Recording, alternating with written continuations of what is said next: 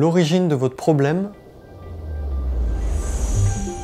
peut venir de votre perception du temps ou de l'espace.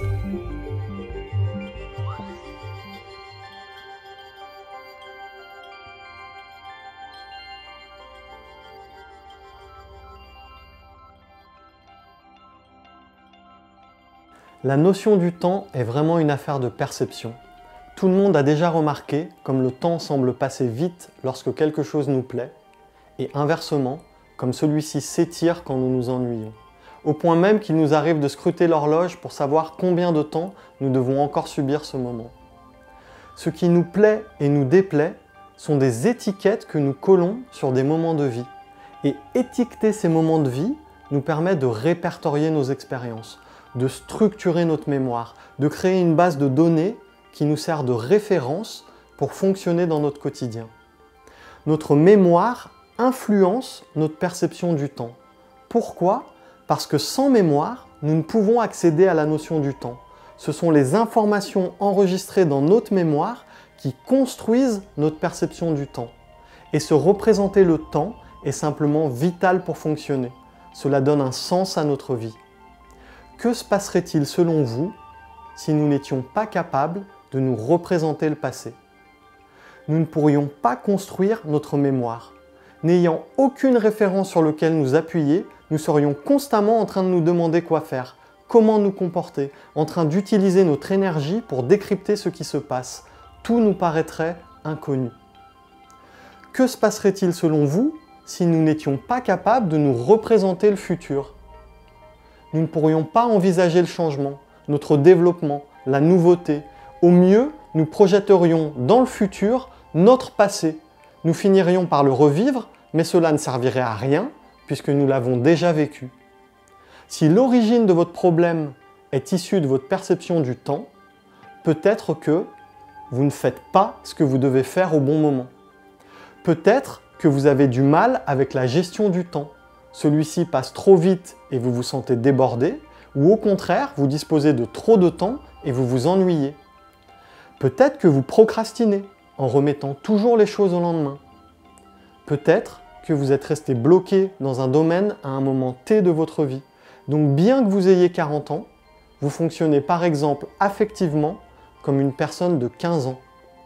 Ou peut-être que vous avez des trous de mémoire parce que votre cerveau a du mal à classer les informations chronologiquement, qu'il a du mal à organiser ce que vous vivez par critères d'importance.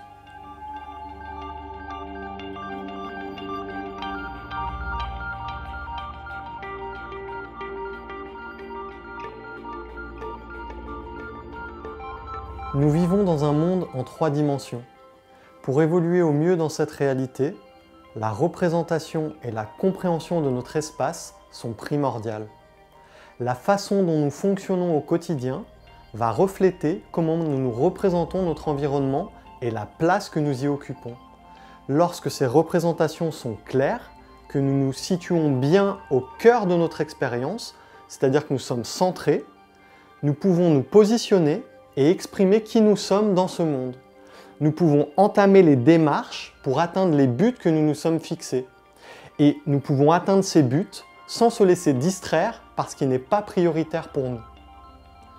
Un des nombreux stress de notre époque, c'est que nous passons de plus en plus de temps derrière des écrans qui projettent des images en 2 dimensions, alors que nous sommes faits pour fonctionner en 3 dimensions.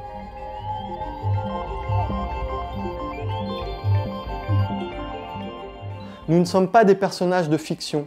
Nous nous retrouvons au final à passer beaucoup de temps en tant que spectateurs au détriment d'être acteurs de notre vie. Or, vivre dans un monde en 3 dimensions nous invite justement à être créateurs de notre vie, à exprimer qui l'on est. Comment ? En posant des actes. Cette vie est faite pour être vécue et non pour être rêvée. Il est dommage de démissionner de sa propre vie. Si l'origine de votre problème est issue de votre représentation de l'espace, peut-être que vous ne faites pas ce que vous devez faire au bon endroit. Si vous plantez une graine sur du carrelage, il est certain qu'elle ne poussera pas. Peut-être que vous n'avez pas la place pour réaliser quelque chose.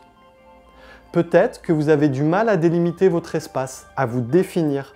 Donc, soit l'extérieur vous envahit, les autres empiètent sur votre territoire, Ou au contraire, vous prenez trop de place et c'est vous qui marchez sur les plates-bandes des autres. Ou peut-être que vous prenez du poids pour faire face à la situation, pour pouvoir affronter. Ou inversement, que vous n'arrivez pas à prendre du poids pour vous permettre de fuir.